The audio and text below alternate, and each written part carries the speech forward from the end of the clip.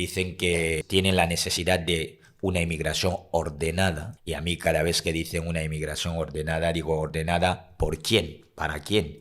Pero cuando tú hablas de la Françafrique me da la sensación de que tiene que haber una segunda descolonización, ¿no? En este caso, ¿tú hablas de una segunda descolonización? En el norte de África es donde por primera vez tomé conciencia de mi negritud, donde por primera vez pues, me hicieron saber que yo era negro, pero no de una manera positiva. Ambos somos africanos, ¿de acuerdo?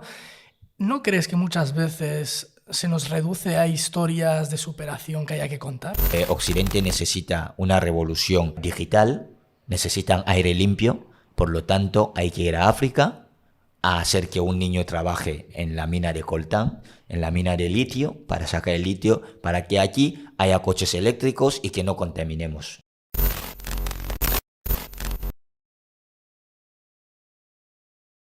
Estás escuchando Thinkers y estoy yo otra vez aquí con nuevos invitados y nuevos temas que tratar. Hoy vamos a hablar de África. Lo vamos a hacer con un activista de origen camerunés, que seguramente muchos de vosotros conoceréis. Sani, ¿qué tal? ¿Cómo estás? Bienvenido a Thinkers. Muchas gracias por la invitación. ¿Qué tal? ¿Cómo ves este podcast? ¿Cuáles son las primeras impresiones? Bueno, descubrí este podcast, creo que cuando te pusiste en contacto conmigo, empecé a mirar un poco todo lo que haces, porque ahora sí que después de hablar contigo me doy cuenta de que trabajas solo, Sí. prácticamente, y me parece un buen concepto ya de por sí, porque creo que es necesario que tengamos medios en los que nos narramos, en los que traemos a la opinión pública otro tipo de narrativas, y creo que bueno, cada vez estamos viendo como mucho más medios, más personas racializadas que se están lanzando en ese tipo de conceptos, en ese tipo de crear medios de comunicación propios, y me parece sumamente importante.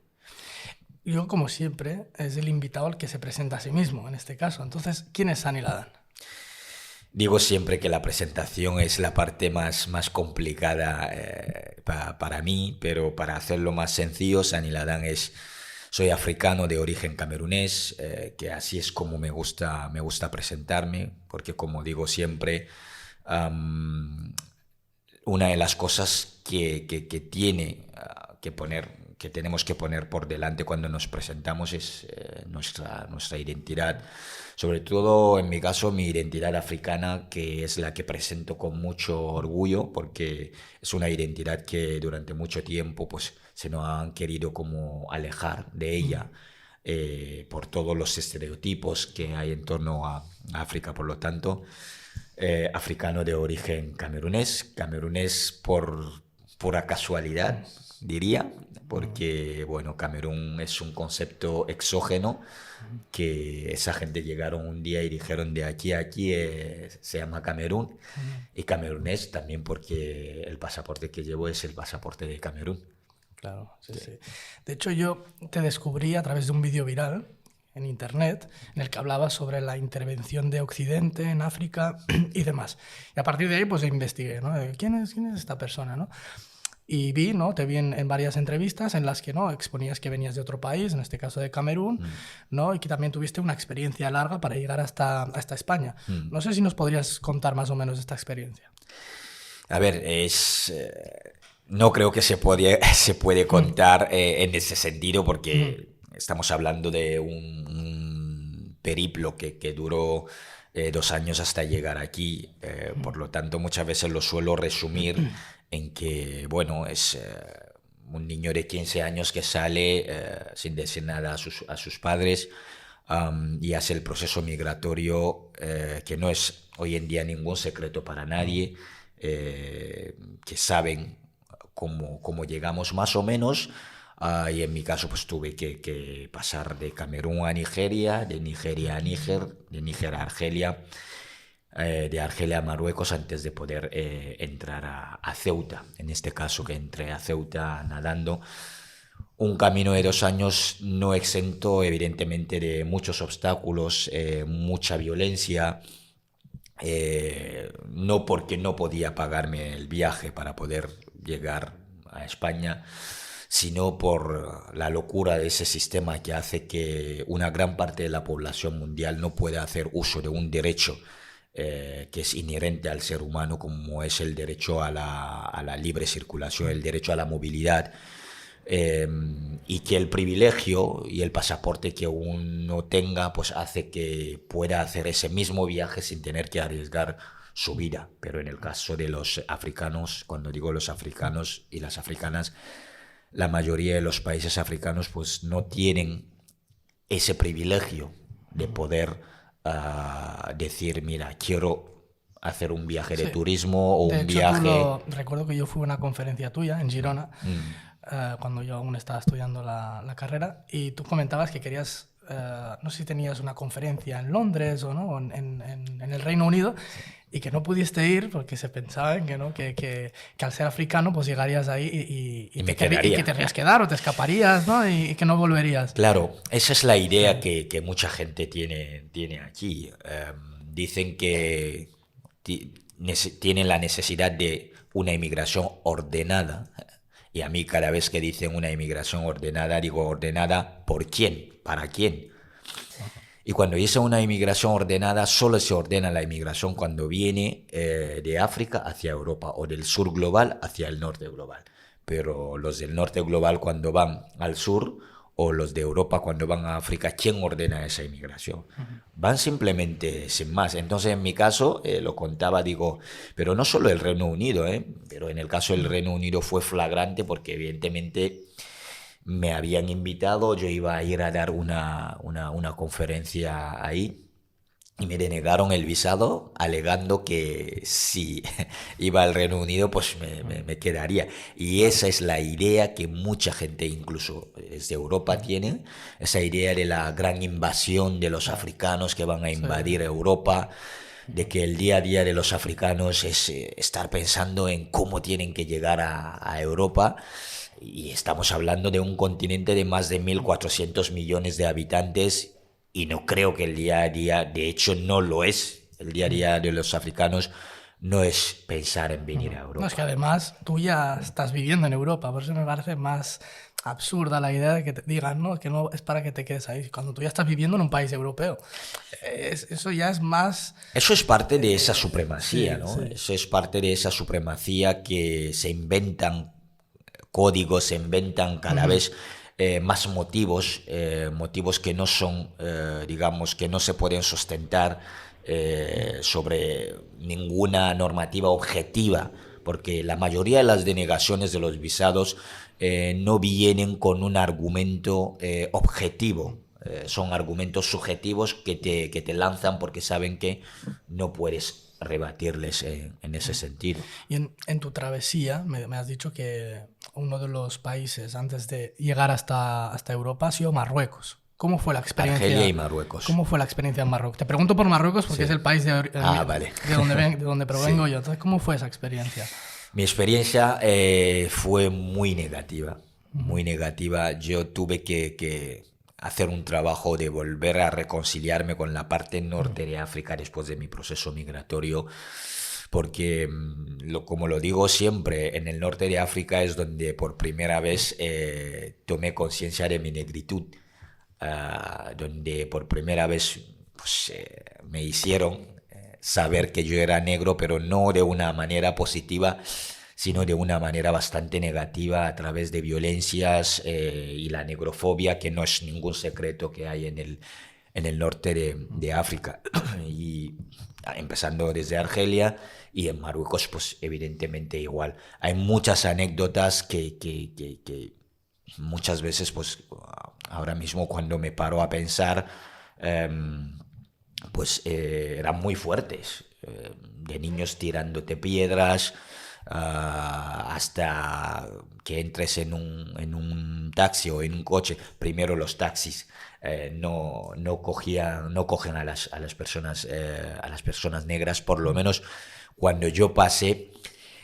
sobre todo en las ciudades de costa, no cogen a las personas negras, y hay normativas también que yo recuerdo, no sé si fue en el 2019 o 18, que salió una normativa del gobierno marroquí que instaban a los conductores de taxis de no coger a las personas, lo llaman a los africanos. Porque, porque, porque esa es otra locura, que en Marruecos nos llaman africanos cuando están en África.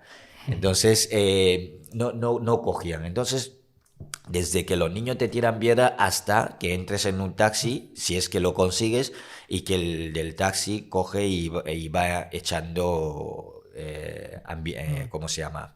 Bueno, ambientador. Ambientador en el taxi. Entonces, anécdotas bastante duras. Pero después de mi proceso migratorio he hecho varios viajes a Marruecos para poder un poco también reconciliarme con la parte norte de África, que entiendo que es una parte que forma parte del continente. Nosotros, desde luego, con nuestra visión panafricanista, no tenemos una visión de decapitar el continente africano de la parte norte, esa división del norte y el sur, que lo hacen mucho en los estudios geopolíticos, que siempre juntan el norte de África con Oriente Medio. Sí, sí. De hecho, hay unas siglas que se llaman MENA, que es Middle East and North Africa, en los estudios geopolíticos, y es algo que se hace aposta justamente para decapitar la parte norte de África al sur, y es un discurso que cala tanto por una parte como por la otra, pero nosotros, con nuestra visión panafricanista, yo creo que es la visión de un continente, de un continente unido en su diversidad. Claro. De hecho, muchas veces cuando hablamos de África, cuando se habla de África, se utiliza el término tercer mundo. ¿Por qué crees que se utiliza este término de tercer mundo? Pero eso pasa como con la jerarquización racial. Es verdad que aquí se ve más en términos geopolíticos, en el sentido de que lo que pasa, claro, tenemos el primer mundo y el tercero, pero no sabemos cuál es el segundo. Nunca, no aparece. No aparece, ¿por qué? Porque hay que marcar esa diferencia, una diferencia abismal, y hay que demostrar que hay un gap entre el primero y el tercero, porque el segundo no existe, pero es una jerarquización supremacista que hacen los estudios occidentales. De hecho, hoy en día, y cada vez se utiliza menos ese término, incluso en los estudios geopolíticos o sociopolíticos, cada vez se utiliza menos el término ese de tercer mundo. Y hablando de jerarquía y de intervención de Occidente, cuando tú hablas de la France-Afrique, ¿a qué te refieres? ¿Qué es la France-Afrique? La France-Afrique es un sistema de mafia que lo creó el general de Gaulle, muy conocido por gente, por lo menos habituado a la política francesa. Y es un sistema, como digo, de mafia, que ha permitido durante mucho tiempo una opresión del continente africano a través de los acuerdos económicos, acuerdos militares, acuerdos de seguridad y acuerdos políticos, un entramado político bastante sofisticado, a lo que solamente podían tener acceso los privilegiados de la élite africana, y también en este caso de los políticos franceses. Es una red de mafia que en el continente africano pues dejó varios muertos, sobre todo en el proceso de la descolonización de los países africanos. Dejó a día de hoy todavía muchos temas que están guardados como secretos de estados, un tema que a lo largo de la historia ha sido considerado como un tema tabú, donde estamos hablando de desde llevar a cabo golpes de estados, hasta someter a los países africanos pues a regímenes económicos bastante drásticos. Claro, porque muchos países de África vienen controlados desde París, muchas veces. Claro, el tema de es economía que la esencia misma de la France-Afrique es como después de la Segunda Guerra Mundial se pide que se descolonice a los países africanos desde, a las colonias.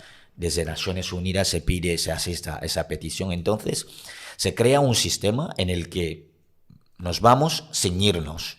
Claro. Entonces, nos quedamos y os atamos a través de acuerdos de cooperación, que se llama los acuerdos de cooperación económico, político, y eso hace que, pues, antes de irnos, pues, hacemos que 14 países africanos, antes era más, utilicen una moneda, les obligamos a utilizar una moneda que se llama el franco CFA, que al principio era franco de las colonias francesas de África, donde todo el control económico, el control de la economía de más de 180 millones de habitantes está en manos, por ejemplo, de Francia, donde cuando un gobernante africano se niega a seguir la regla del juego de la France-Afrique, pues le llevamos a cabo golpes de Estado para poder poner a otras personas. Y también a través de acuerdos de cooperación militar que hace que si hay un gobierno en África que está acorde con la política francesa, pues Francia le va a proteger en todos los sentidos a través de la presencia militar de los franceses en el continente africano. ¿Cuántas veces ha habido levantamiento legítimo del pueblo en África para cambiar las cosas, para incluso derrocar a los gobernantes que no, hacía la cosa pensando al pueblo? Y de pronto Francia ha intervenido militarmente para poder mantener a ese dirigente en el poder. Muchas veces lo hemos visto con el caso de Idriss Déby en Chad y muchos otros presidentes que están a favor de Francia, ¿no? Por lo tanto, sí que la France-Afrique, y a día de hoy, siguen quedando.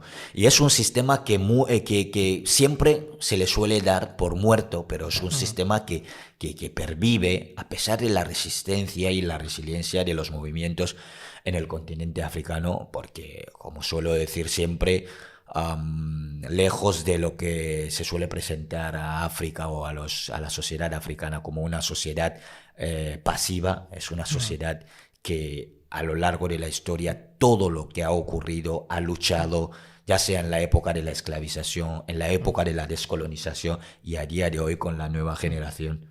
Claro, pero cuando tú hablas de la France-Afrique me da la sensación de que tiene que haber una segunda descolonización, ¿no? En este caso, ¿tú hablas de una segunda descolonización?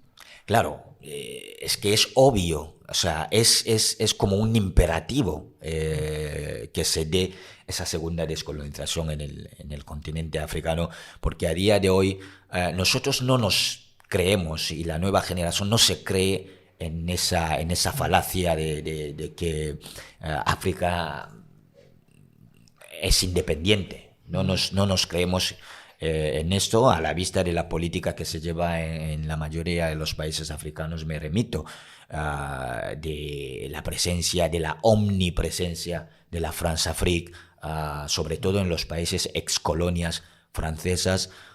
Es verdad que cada vez menos, porque ahora mismo estamos en una era en la que el continente africano está diversificando sus socios.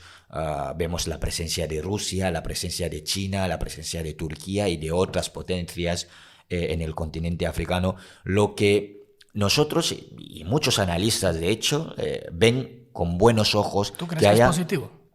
Que haya una diversificación de socios siempre es bueno. Es la ley del mercado. Pero eso no puede reproducir muchas veces el mismo paternalismo que hay desde Francia, en este caso, con esas potencias nuevas que pretenden de algún modo ser socias. Yo ahí lo que quiero dejar muy claro es que la sociedad africana y la juventud africana y la nueva generación es suficientemente y está suficientemente preparada y es suficientemente madura como para discernir y saber qué tipo de colaboración, de cooperación quieren con según qué socio. Eso yo creo que no es algo que tiene que venir una lección de otros sitios como lo hacen desde la Unión Europea o desde Francia, que ahora que han visto que están perdiendo terrenos, pues quieren pecar de ese paternalismo porque están perdiendo su cortijo a decirles a los africanos, ojo con China, ojo con Rusia, ojo con Turquía. No, los africanos son suficientemente maduros y preparados para saber con quién y cómo tienen que tratar. Y además, estamos en un mundo, digamos, interdependiente, donde la propia regla del sistema internacional te dice que ningún país, ningún estado, por muy potente que sea, puede aislarse, puede vivir, digamos, encerrado, sino que la propia naturaleza del mundo multipolar hace que tienes que tener socios. Y es bueno que África tenga socio. Es bueno que África pueda diversificar socio. Incluso en la regla del comercio, siempre que hay muchas demandas, pues puedes subir, digamos, el precio. En este caso, vamos a hablar en términos más comerciales. Cuando hay mucha demanda, te puedes permitir tener margen de subir, mover los precios o lo que sea. Pues es lo que tiene ahora mismo. Antes venía a Europa y hacía lo que le daba la gana.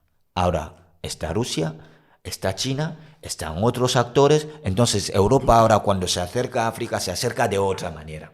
Porque sabe que si no se acerca bien desde el respeto, desde la igualdad que siempre hemos pedido en la relación entre África y Europa, pues... ¿Por qué crees que nunca se le ha visto a África como un interlocutor igual, al mismo nivel? De decir, vamos a, ¿no?, hablar al mismo nivel. ¿Por qué? Es decir, siempre que decimos en África hay muchos conflictos, etcétera, ¿solamente es culpa de Occidente o África tiene alguna responsabilidad ahí, en este caso? A ver, responsabilidad tienen en este caso los dirigentes africanos. Y ahora la pregunta es, cuando hay algo, ¿por qué siempre ese discurso de mirar a la víctima y decirle, oye, todo lo que te está pasando es por tu culpa? Es lo que pasa con África. Y eso lo vemos con... Yo digo muchas veces, si hacemos como un paralelismo con otras luchas, igual la gente lo entiende. Es como la lucha por los derechos de las mujeres. Ahora que se ve que cada vez hay más mujeres que piden, digamos, que se respete ese derecho, porque a lo largo de la historia ha sido un género marginado.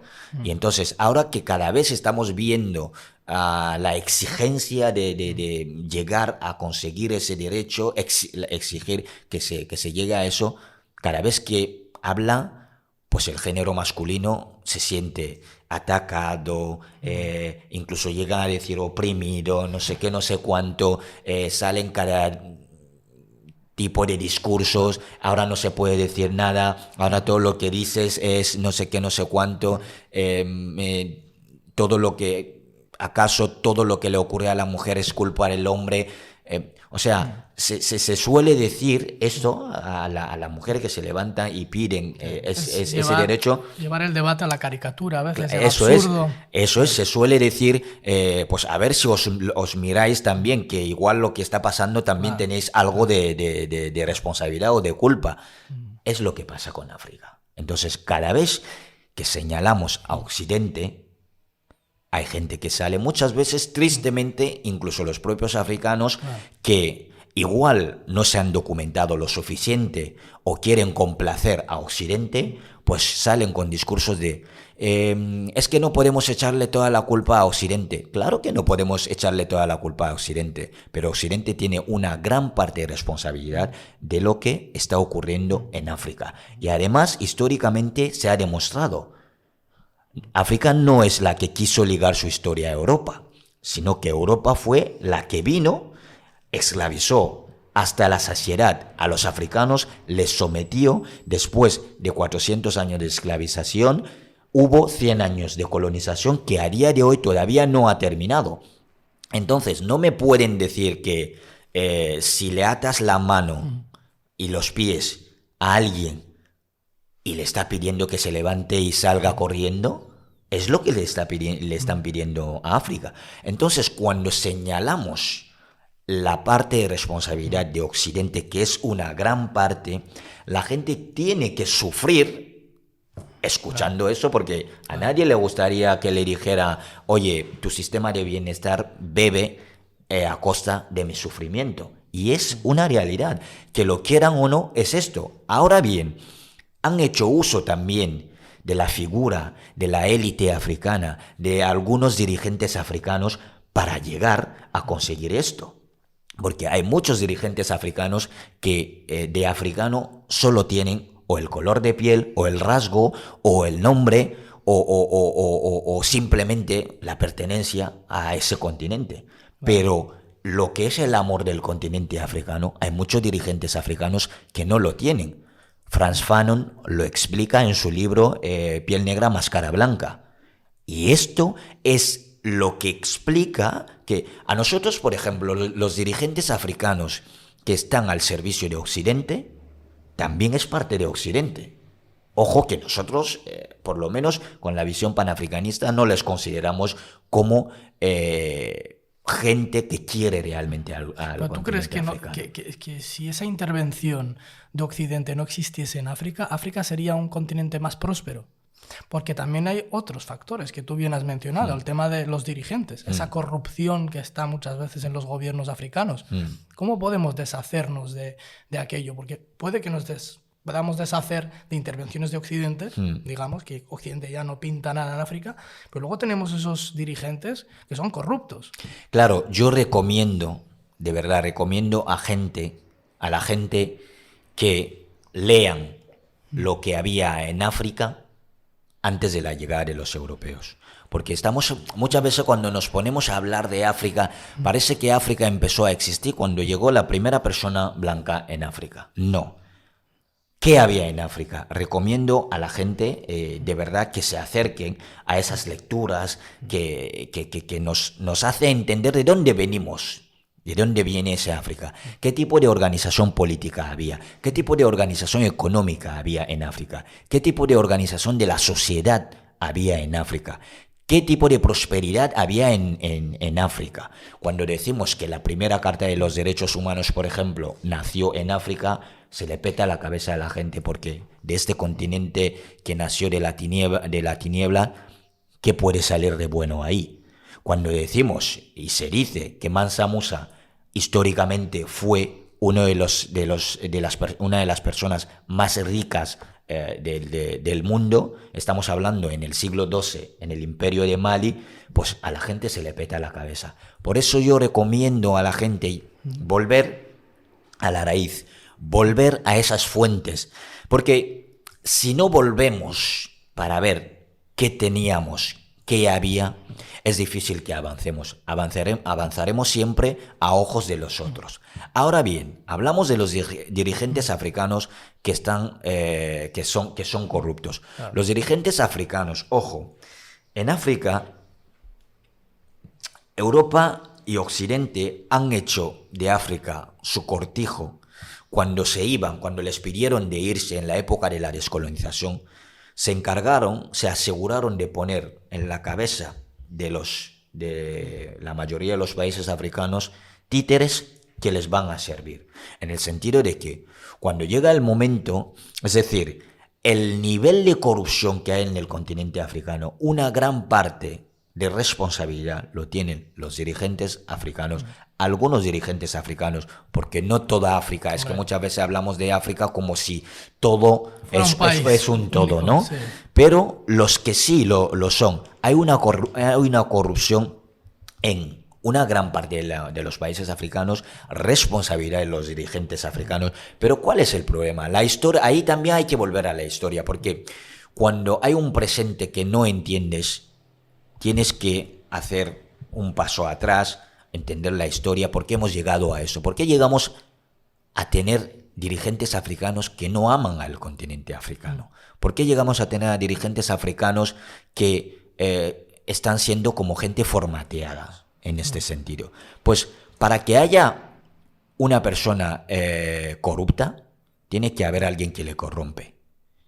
La historia de África ha demostrado que hubo líderes, incluso en la época de la descolonización, que quisieron hacer las cosas de otra manera y les llevaron a cabo o golpes de Estado o asesinatos. La lista es tan larga que si empezamos a hablar no vamos a acabar. A través de los mercenarios, a través del servicio de inteligencia de los países occidentales, Patrice Lumumba es la CIA y también el servicio de inteligencia británico, el M6, o el servicio de inteligencia belga, los que acabaron con Patrice Lumumba.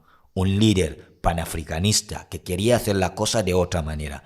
Tomás Sankara, Silvanus Olimpio, Amílcar Cabral, Samora Machel. La lista es muy larga. Entonces, ¿ahora qué vamos a hacer? Vamos a decir que sí, la culpa la tenéis vosotros. Todo lo que pasa en África, dejaros ya de haceros las víctimas, tenéis que mirar la cosa. Yo invito a la gente a documentarse, de verdad. Hoy en día tenemos la facilidad de documentarnos en nada, en un clic. Tenemos la facilidad de documentarnos. Que la gente lo haga, por favor, que se dejen de comprar ese discurso que revictimiza a la víctima y que echa la culpa a la víctima, porque evidentemente así no vamos a avanzar. Ahora mismo está pasando, por ejemplo, en Sudán,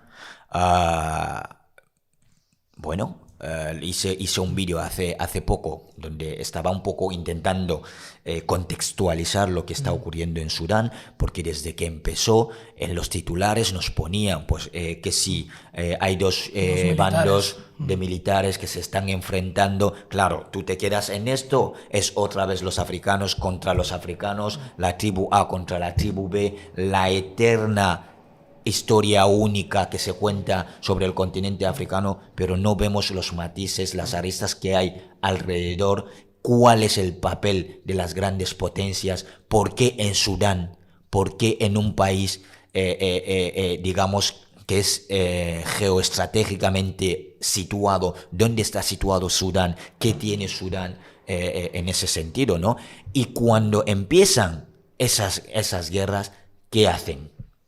Empiezan las potencias occidentales a llevar vuelos a sacar a sus ciudadanos de ese país. Es decir, venimos, metemos el fuego y cuando metemos el fuego sacamos a los nuestros y que os matéis. Lo vimos, para mí, y lo digo muchas veces, es un déjà vu. Lo vimos con el genocidio de Ruanda, que montaron todo lo que montaron ahí. Incluso en este caso con el papel de Naciones Unidas, ahí lo montaron todo y Naciones Unidas de hecho fomentó a que se sacara de ahí a los ciudadanos europeos, los ciudadanos occidentales, y cuando terminaron de sacar, todo empezó. Y después sabemos el resultado que hubo, cerca de 800.000 personas que perdieron la vida en el genocidio de Ruanda, uno de los genocidios Entonces, claro, cuando hablamos de esa intervención, ¿la solución qué serían? ¿Revoluciones en los países africanos? Es decir, que la gente vaya en contra de esos dirigentes, que haya una revolución. Es decir, ¿cómo visualizas tú una posible solución a quitar, digamos, las garras de Occidente de África y deshacernos también de estos líderes corruptos? Occidente no se va a ir porque se levanta un día y dice, bueno, ya he terminado y me voy. Occidente no lo va a hacer. Primero porque, vuelvo a decir, el sistema de bienestar de Occidente bebe de las fuentes de África.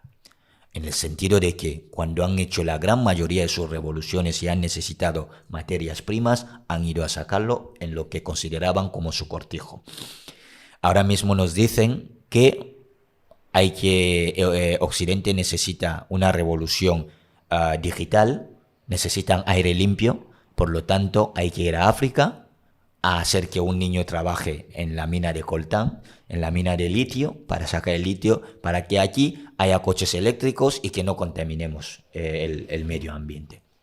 O a llegar a hacer de África un jardín, un Edén, donde ellos cuando necesitan descansar van a ir ahí, descansan en ese paraíso, descansan en esos safaris, pero un paraíso sin los africanos, es decir, una África que sirva de paraíso para Occidente, pero sin los africanos. Eso lo hemos visto. Entonces, Europa, Occidente, no va a sacar sus garras de África por una decisión propia, y Europa y Occidente no están en África por nuestros ojos bonitos, están ahí por sus intereses. ¿Pero visualizas alguna revolución? No es la revolución... Que la gente, hablo de la ciudadanía, que salga a las calles. Pero es que la hay ya. Y está en marcha. Los africanos nunca se han quedado de brazo cruzado con todo lo que está ocurriendo en África. Cuando escucho a la gente, es que nos tenemos que dejar de cobardía y ponernos a trabajar, y la gente lo dice detrás de su móvil, Claro. en un comentario de Instagram. Tú, después de haber hecho todo un trabajo de investigación, de documentación, haces un vídeo y contextualizas todo y se lo sirve a la gente, y alguien viene en un comentario y te pone cosas como ¿y cuál es la parte de la responsabilidad de los africanos? Los africanos tienen la culpa de no sé qué, no sé cuánto, dejaros de victimizaros y no sé qué, no sé cuánto. Los africanos están trabajando. Y te digo, hoy en día, como decimos muchas veces, el futuro del planeta se va a jugar en el continente africano. La nueva generación de africanos lo saben, y cuando digo de africanos, del norte al sur, del este al oeste, lo saben que no pueden llegar tarde a esa cita, y que cambiar esto no está en manos de Occidente. Yo lo digo muchas veces. Lo que estamos pidiendo no es que Occidente venga a solucionar lo que está pasando en África, sino que lo van a hacer los propios africanos y africanas. Entonces, tiene que venir de los africanos. Está viniendo de los africanos. Lo que te acabo de decir, por ejemplo, de esa manera de diversificar los socios que están haciendo los gobiernos africanos, que cada vez estamos viendo a la juventud con más presencia, en este caso en la esfera de debates, políticos, en los espacios públicos. Ahora mismo hay muchos debates que antes estaban considerados como temas tabú, que se saca al espacio público, que se están debatiendo, que se está hablando, y por supuesto que hay cosas que están mejorando. Ahora, si estás aquí en tu burbuja de Occidente, de Europa, no mirando hacia el continente, no mirando las cosas que están evolucionando en el continente, pues tienes la sensación de que ahí nada se está moviendo, y por lo tanto, evidentemente, vivir en esa burbuja te permite hacer tipo de comentarios como oye, dejaros de no sé qué, no sé cuánto, pero la gente que está trabajando sí saben que hay cosas que se están moviendo. Evidentemente, no es algo que se va a hacer de un día a otro, porque la mayoría de las grandes potencias, cuando se han desarrollado como se han desarrollado, lo han hecho a costa de otros. Lo han hecho o a costa de contaminar el medio ambiente, sí, o a costa de expoliar y explotar al sur global. Así es como se han desarrollado, y no han tenido una opresión de más, que no es el caso del continente africano, que cada vez que levanta una bota, la bota de un país occidental de su cabeza, pues tiene que lidiar con otra bota, y muchas veces incluso la bota interna. Claro. Es decir, a veces los que te combaten, o que los que combaten a los que luchan para liberar al continente africano del yugo colonial, son los propios africanos. Y eso es que tú tienes que lidiar primero con Occidente, luego con los propios africanos. Entonces, la lucha se hace cada vez como más costosa, pero evidentemente nosotros somos conscientes de que no va a ser fácil, porque Europa y Occidente no van a permitir, en ese sentido, utilizando los términos que ellos mismos utilizan, no van a permitir que eso se dé. Por eso ahora mismo están tan nerviosos que escuchamos cada vez por tres, nos están dando lecciones de ojo con China, ojo con Rusia, no os relacionéis con tal, no os relacionéis con tal otro, porque ven que están perdiendo de hecho, terreno. Yo vi una entrevista, no recuerdo el presidente de qué país africano era, en la que estaba pues en una conferencia con Macron, en la que este presidente africano le decía a Macron que que tenía que tratarles como un igual y que El este presidente de Ghana, Ghana. Entonces, Akufo, claro, sí. Macron ahí se quedó Sí. un poco a Claro, cuadros. por eso digo que la cosa está avanzando. Esto, por ejemplo, antes no lo podía ver. Esto lo hizo el presidente Nana Akufo. Lo hizo también hace poco el presidente del Congo en una rueda de prensa también a Macron. Es decir, antes cosas que no se podía decir, por ejemplo, los dirigentes africanos no se podían enfrentar y decir según qué cosa. Hoy en día lo escuchamos. El tema de la Françafrique, el tema de la moneda colonial, son temas que antes no se podía tocar y hoy en día pues se toca y no es exclusividad de los presidentes o de los dirigentes africanos. Antes has mencionado, bueno, el tema de que somos africanos los dos, ¿no? Que hay veces que la gente pues, del norte de África se la asocia más con ser árabes y demás. Ambos somos africanos, ¿de acuerdo? ¿No crees que muchas veces se nos reduce a historias de superación que haya que contar? ¿No te da esa sensación? A ver, eso siempre se ha hecho, la búsqueda constante de un héroe, de una heroína en las personas, digamos, que viven en lo que yo llamo la persona minorizada, en este caso, siempre se tiende a buscar un héroe y una heroína para justificar el hecho de que si éste ha podido hacer, es porque los demás o son vagos o que no pueden. Y ahí le quitamos la parte de responsabilidad a la administración. Lo hacen mucho y es un juego que les va bien, pero les va bien hasta que encuentren una persona que les diga, oye, a mí no me digas eso de tú eres diferente. Sí. Porque, ojo, estamos en el siglo XXI y debería de ser una vergüenza para un país que en el siglo XXI digas a una persona, una sola persona, que haya conseguido lo que sea, con muchos esfuerzos, dentro de una comunidad, a una sola persona que les diga, oye, tú eres diferente. ¿Diferente a quién? Claro, si a mí me dices que soy diferente, es decir, que hay algo que pasa aquí. Y aparte es como de unas expectativas que tienes, ¿no? De entender de que estás clasificando o poniendo de norma, que, ¿no? Como tú decías, que somos unos vagos o que venimos a delinquir, claro, etcétera. Es que la excepción, que en este caso eres tú, ¿no? Claro, que viene... cuando sacan la excepción siempre es para que se aplauda al sistema. Para decir, evidentemente, este lo ha conseguido. Jolín, pero si este lo ha conseguido, los demás que se lo tienen que mirar. Pero claro, cuando hay una gran mayoría que vive en una situación de extrema exclusión, de extremo racismo, de extrema discriminación, hay un problema. Y el problema muchas veces es estructural, es el problema del sistema. Pero no señalamos lo suficiente al sistema. Y volviendo, has dicho algo antes, que a los del norte de África se les suele asociar con lo árabe. A ver, es evidente que en el norte de África hay gente de origen árabe. Eso no es ningún secreto, pero... Lo que muchas veces suele pasar es un poco la invisibilización también de otras